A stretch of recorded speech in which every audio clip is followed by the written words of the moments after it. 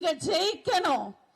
வருகின்ற சட்டமன்ற தேர்தல் ஏப்ரல் 23 நம்ம வெற்றி வேட்பாளர் அண்ணன் யோகநாதன் அவர்களுக்கு உங்க சின்னமான அம்மாவின் சின்னமான வெற்றியின் சின்னமான இரட்டை இலையில் வாக்களித்து மிகப்பெரிய வெற்றியை தாருங்கள்னு உங்க எல்லாரையும் வேண்டி கேட்டுக்கிறேன்.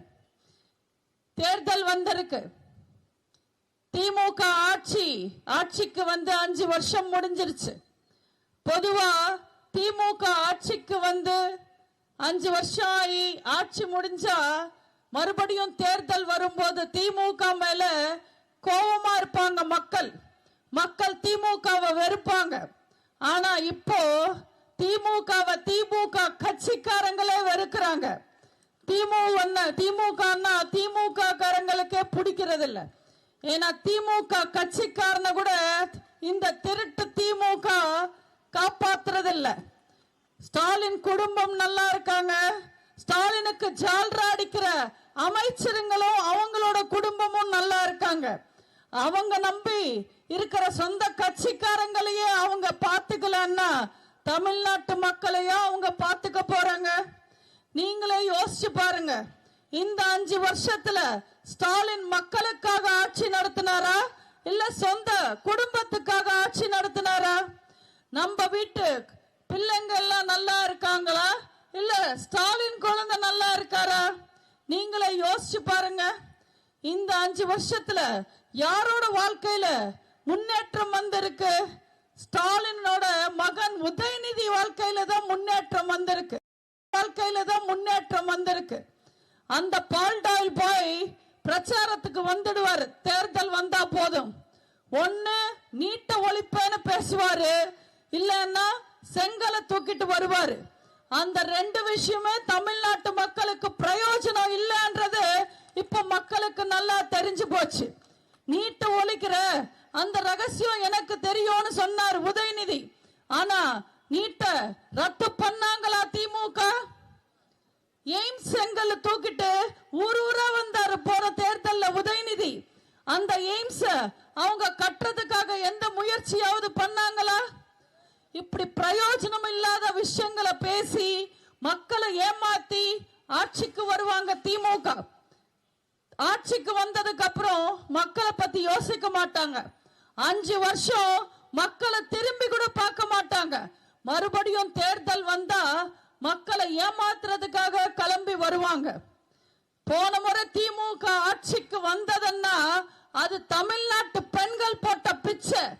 தமிழ்நாட்டு பெண்களை ஏமாத்தி ஆட்சிக்கு வந்தாங்க திமுக. 1000 ரூபாய் தருவோம்னு சொன்னாங்க. ஆனா கொடுத்தாங்களா? 28 மாசம் கழிச்சு கொடுத்தாங்க.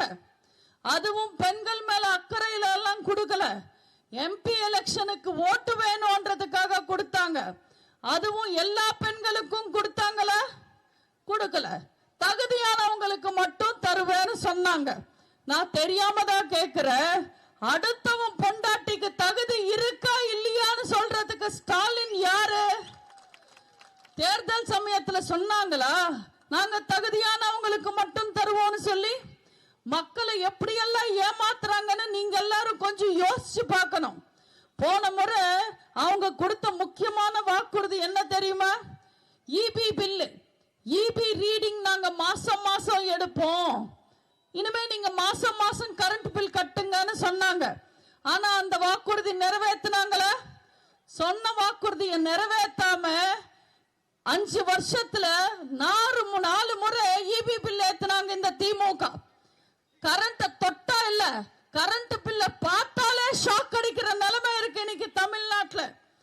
இப்படி மக்களை எத்தனை விதமா ஏமாத்தினாங்க. வரியெல்லாம் ஏத்திட்டாங்க, விலையெல்லாம் ஏத்திட்டாங்க, மக்களை பத்தி கவலைப்படல. ஆனா இப்போ மறுபடியும் வகை வகையான தேர்தல் வாக்குறுதியோட வந்திருக்காங்க. இந்த திமுகவோட வாக்குறுதி எல்லாம் தயவு செஞ்சு நம்பாதீங்க. அது எப்படி இருக்கும் தெரியுமா? உங்களுக்காக ஒரு கதை சொல்றேன். இங்க பூலோகத்துல செத்ததுக்கு அப்புறம் யமலோகத்துக்கு போய் எல்லாரும் நின்னுகிட்டு இருக்காங்க. சித்திரகுப்தன் கணக்கு பார்த்துக்கிட்டு இருக்காரு. அவர் கணக்கு பார்த்து யமனுக்கு சொல்லுவார், யார் என்ன பண்ணாங்கன்னு. இப்படி எல்லாரும் வரிசையில நின்னுகிட்டு இருக்கும் போது ஃபர்ஸ்ட் நிக்கிற ஆளோட கணக்கு பார்த்து சித்ரகுப்தன் சொன்னார், யமன் சார் இவன் ஒரு நாளைக்கு 2 பொய் பேசுறான்னு சொன்னார். அதுக்கு கோவப்பட்ட யமன், வாய வச்சுக்கிட்டு பொய்யா பேசுற, பொய் பேசுற வாயில பூரி கட்டைய அடிச்சு நரகத்துக்கு அனுப்புங்கன்னு சொல்லுவாரு. அவன் அழுதுகிட்டே நரகத்துக்கு போயிடுவான். 2வது ஆள் வந்து நிப்பாரு. அவன் நின்ன உடனே கணக்கு பார்த்த சித்ரகுப்தன், யமன் சார் இவன் ஒரு நாளுக்கு 10-15 பொய் சொல்றான் யமன் சார். கோவப்பட்ட யமன், எப்படிடா இத்தனை பொய்ய பேசுறீங்க, இவ்வளவு பொய் பேசுற இந்த வாய்க்கு சவுக்கு கட்டையாலேயே அடிச்சு நரகத்துக்கு அனுப்புங்கன்னு சொல்லுவார். அப்புறம் அவனும் அழுதுகிட்டே போயிடுவான். 3வது ஆள் வந்து நிப்பான். அவனோட கணக்கு பார்த்த சித்ரகுப்தன், யமன் சார் இவன் 20-25 பொய் பேசுறா யமன் சார்ன்னு சொல்லுவார். ரொம்ப கோவப்பட்டு டென்ஷன் ஆன யமன், மனுஷனா பிறந்து எப்படிடா இத்தனை பொய் பேசுறீங்க, இவ்வளவு பொய் பேசுறவனுக்கு சாதா கட்டை பத்தாது, தேருக்கு முட்டு கொடுக்கிற கட்டை இருக்கும்ல பெரிய கட்டை, அதை கொண்டு வந்து வாயில அடிச்சு நரகத்துக்கு அனுப்புங்கன்னு சொல்லுவார். அவன் சிரிச்சுக்கிட்டே நடந்து போவான். அவனை பார்த்து ஷாக் ஆன யமன், ஏடா நான் அவ்வளவு பெரிய கட்டையை வச்சு வாயில அடிக்க சொல்லியிருக்கேன், உனக்கு பயம் இல்லையா, சிரிச்சுக்கிட்டே போறேன்னு கேட்பாரு. அதுக்கு அவன், ஒரு நாளைக்கு 20-25 பொய் பேசுற எனக்கே தேருக்கு முட்டு கொடுக்கிற கட்டையால் அடிக்க சொல்லியிருக்கீங்க, எனக்கு பின்னாடி நிக்கிறவன் திமுக தேர்தல் அறிக்கை எழுதினவன், அவனோட வாயை நினைச்சு பார்த்த சிரிச்சேன்னு சொன்னாரா. அந்த அளவுக்கு திமுக தேர்தல் அறிக்கை எல்லாமே பொய், எல்லாமே பொய், அதுல எதுவுமே உண்மை கிடையாது. ஸ்டாலின் சொல்றாரு, இளைஞர்களை ஏமாத்துறதுக்காக ஸ்டாலின் ஆட்சிக்கு வந்தா இந்த முறை அரசு இடங்கள்ல காலியா இருக்கிற 1.5 லட்சம் பேருக்கு அரசு வேலை தருவேன்னு சொல்றாரு. அப்ப ஸ்டாலின் ஒத்துக்கிறாரா? 5 வருஷமா ஆட்சியை நடத்தி 1.5 லட்சம் இடங்கள் நிரப்பாம காலியா வச்சிருந்தாங்க, இளைஞர்களுக்கு வேலை தரலன்னு ஸ்டாலினே ஒத்துக்கிறாரா? நீங்களே யோசிங்க. ஒரு 2800 பேருக்கு போஸ்டிங் போட்டதுல நேரு 1000 கோடி ஊழல் பண்ணிருக்காரு. அந்த கேஸ் ஓடிக்கிட்டு இருக்கு. ஒரு 2800 பேருக்கு ஊழல், 2800 பேருக்கு போஸ்டிங் போட்டதுல 1000 கோடி ஊழல்னா, இவங்க 1.5 லட்சம் பேருக்கு வேலை கொடுத்தா எத்தனை லட்சம் கோடி ஊழல் செய்வாங்க? திமுக ஆட்சியில எல்லாருமே ஊழல் பண்றாங்க. கூவத்திலிருந்து கோவில் கும்பாபிஷேகம் வரைக்கும் எல்லா இடத்துலயும் ஊழல்.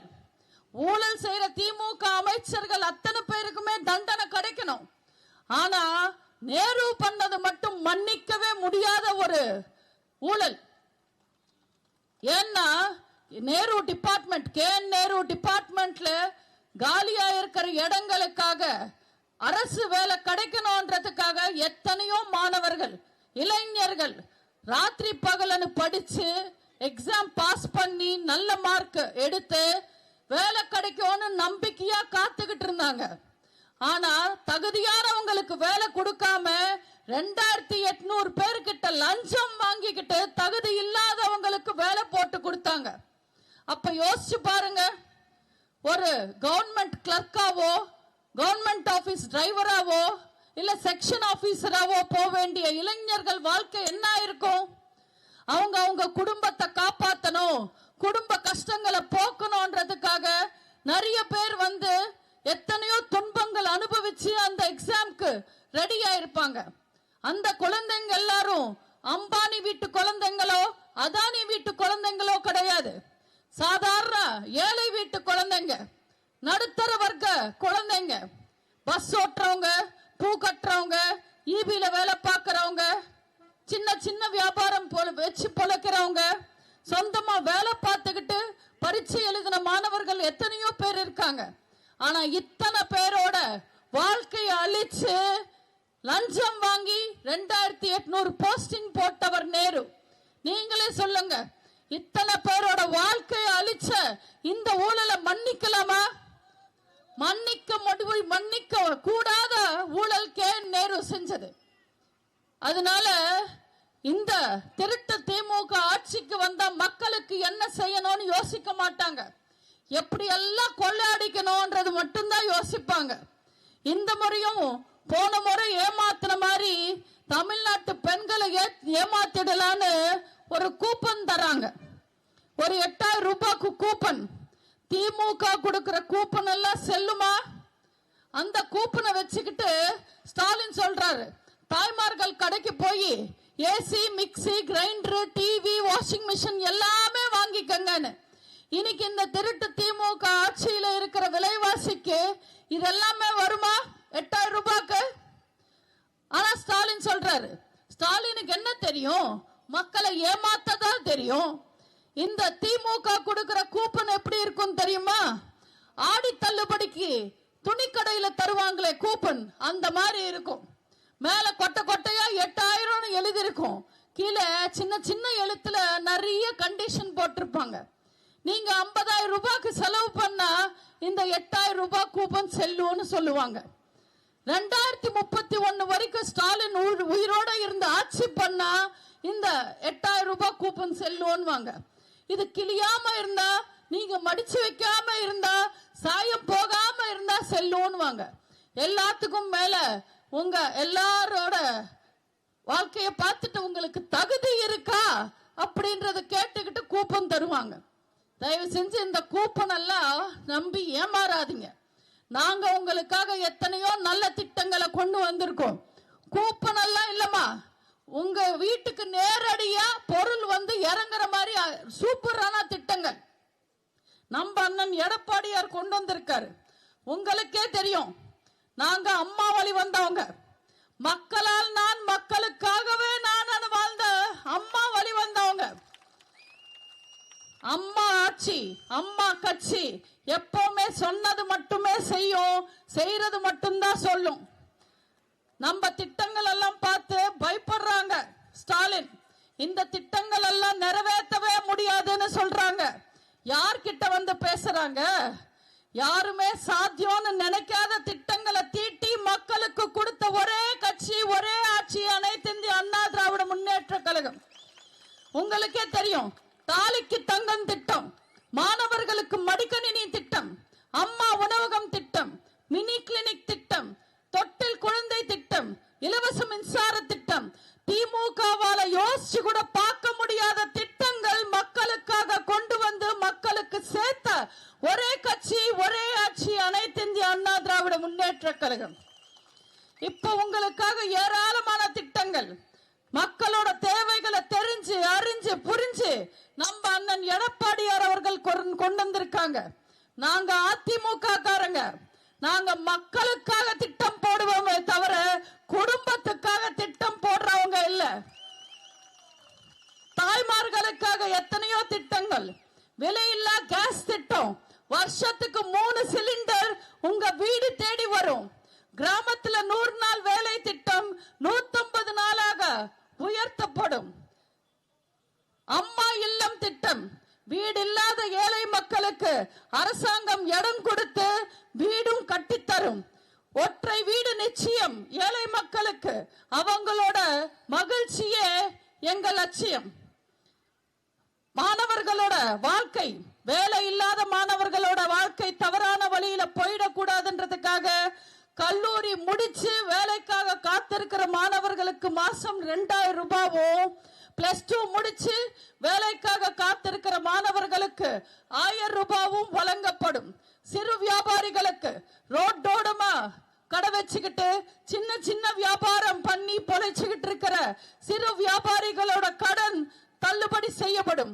சிறுபான்மை மக்கள் தொழில் தொடங்க வட்டி இல்லாத கடன் வழங்கப்படும். நம்ம அண்ணன் எடப்பாடியார் பச்சை தமிழர், ஒரு விவசாயி மகன். அதனால பொங்கல் திருநாள் அன்னைக்கு சிறப்பு தொகுப்போடு சேர்த்து 1000 ரூபாய் வழங்கப்படும். தீபாவளிக்கு தரமான சேலையும் தரமான வேட்டியும் வழங்கப்படும். நம்ம தாய்மார்கள் உதயசூரியன் ஆட்சியில இருட்டில் மட்டுமே வாழ்றாங்க.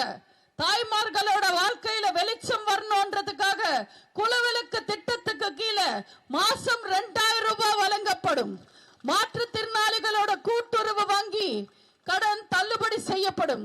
முதியவர்களுக்கும் மாற்றுத்திறனாளிகளுக்கும் கைம்பெண்களுக்கும் வர்ற பென்ஷன் 1200 ரூபாய் இனிமே 2000 ரூபாவாக உயர்த்தி தரப்படும். இந்த திமுக ஆட்சி காலத்துல எத்தனையோ கஷ்டங்கள் அனுபவிச்சாங்க மக்கள். வரி எல்லாம் ஏறி போச்சு, விலையெல்லாம் ஏறி போச்சு. அதனால மக்களோட துன்பத்தை கொஞ்சமாவது குறைக்கணும்ன்றதுக்காக நம்ம அண்ணன் எடப்பாடியார் முதல்வரான உடனே ஒவ்வொரு குடும்பத்துக்கும் 10,000 ரூபாய் வழங்கப்படும். பெண்களோட பாதுகாப்புக்காக, பெண்களோட வாழ்க்கையில வளர்ச்சி வரணும்ன்றதுக்காக 5 லட்சம் ஸ்கூட்டர் வழங்கப்படும். ஒவ்வொரு ஸ்கூட்டருக்கும் 25,000 ரூபாய் மானியம் வழங்கப்படும். அரசு பள்ளி மாணவர்களோட மருத்துவ கனவை நினைவாக்க 7.5% இடஒதுக்கீடு கொண்டு வந்தவர் அண்ணன் எடப்பாடியார் அவர்கள். அந்த இடஒதுக்கீடு 10% உயர்த்தி தரப்படும். இன்னும் எத்தனையோ திட்டங்கள், ஏராளமான திட்டங்கள் மாணவர்களுக்காக, மீனவர்களுக்காக, விவசாயிகளுக்காக, பெண்களுக்காக, மாற்றுத்திறனாளிகளுக்காக, சிறுபான்மை மக்களுக்காக 297 திட்டங்கள் உங்களுக்காகவே கொண்டு வந்திருக்கோம். நாங்க புரட்சி தலைவர் வழி வந்தவங்க, புரட்சி தலைவி அம்மா வழி வந்தவங்க. நாங்க சொன்னது நிச்சயமா செய்வோம். நாங்க திமுக மாதிரி இல்ல. திமுக தேர்தல் வரும்போது மட்டுமே வருவாங்க, இஷ்டத்துக்கு வாக்குறுதி தருவாங்க, ஊர் ஊரா வருவாங்க. நகை கடன், கல்வி கடன், பயிர் கடன், விவசாய கடன், பக்கத்து வீட்டு கடன், பால் கடன், காய்கறி கடன், காலை கடன் கூட ரத்து பண்ணுவோம்னு சொல்லுவாங்க. ஆனா ஆட்சிக்கு வந்தா கடன் எல்லாம் ரத்து பண்ண மாட்டாங்க. அவங்க கொடுத்த வாக்குறுதிய தள்ளுபடி செய்வாங்க. நாங்க அப்படி கிடையாது. இந்த முறை நீங்க நல்லா யோசிச்சு ரெட்டாலுக்கு ஓட்டு போடுங்க, அம்மாக்கு ஓட்டு போடுங்க, அண்ணன் எடப்பாடியாருக்கு ஓட்டு போடுங்க. நாங்க ஆட்சிக்கு வருவோம், திமுகவை தள்ளுபடி செய்வோம். நீங்க எல்லாரும் நிம்மதியா வாழலாம். போன முறை பெண்களோட தயவுல ஆட்சிக்கு வந்தார் ஸ்டாலின். பெண்களை ஏமாத்தி, பெண்களுக்கு பொய் வாக்குறுதிகளை கொடுத்து ஆட்சிக்கு வந்தாரு. ஆனா இன்னைக்கு தமிழ்நாட்டில் பெண்களோட நிலைமை என்ன? 2.5 வயசு பொண்ணு திமுக கட்சிக்காரன் கெடுக்கிறான். 2.5 வயசு பொண்ணு யாராவது யோசிச்சு பார்க்க முடியுதா? 2.5 வயசு குழந்தை, பசிச்சா கூட சொல்ல தெரியாத குழந்தை, வலிச்சா கூட சொல்ல தெரியாத குழந்தை. 2.5 வயசு பொண்ணு திமுக கட்சிக்காரன் கெடுக்கிறா. அதுக்கு எந்த நடவடிக்கையும் எடுக்காம, வெக்கமே இல்லாம ஸ்டாலின் மறுபடியும் தமிழ் வக பெண்களை பார்த்து ஓட்டு கேட்கிறாரு. தமிழ்நாட்டு பெண்கள், நீங்க தான் நல்ல முடிவெடுக்கணும். நீங்க எல்லாம் நியூஸ் படிக்கிறீங்க, பேப்பரை பாக்குறீங்க. 7 வயசு பொண்ணு நாமக்கல்ல கெடுக்கிறாங்க. விளாத்தி குளத்துல 14 வயசு பொண்ணு கெடுக்கிறாங்க. கொடூரமான சாவு. சென்னையில 21 வயசு பொண்ணு ஹாஸ்டல்ல இருந்து வெளியில வந்த உடனே தூக்கிட்டு போய் 4 பேர் இரவு பூரா கெடுக்கிறாங்க. டெய்லி நியூஸ் பார்த்தா பெண்களுக்கு எதிரான குற்றங்கள், கொடூரமான குற்றங்கள். ஆனா இதுக்கு எதுக்குமே நடவடிக்கை எடுக்காம தமிழக பெண்களை மறுபடியும் ஏமாத்தணும்னு நினைக்கிறாங்க. ஒரு பெண் நினைச்சா ஆக்கவும் முடியும், அழிக்கவும் முடியும். தயவு செஞ்சு தமிழ்நாட்டில் பிறக்கிற பெண் குழந்தைங்களுக்காக சொல்ல மறந்துட்ட, கனிமொழி பாதுகாப்புக்காக போன போலீஸ் இடுப்பையே பிடிச்சு கிள்னாங்க திமுக காரங்க. பெண் போலீஸ்க்கே பாதுகாப்பு இல்ல தமிழ்நாட்டில். அதனால சொல்ற, தயவு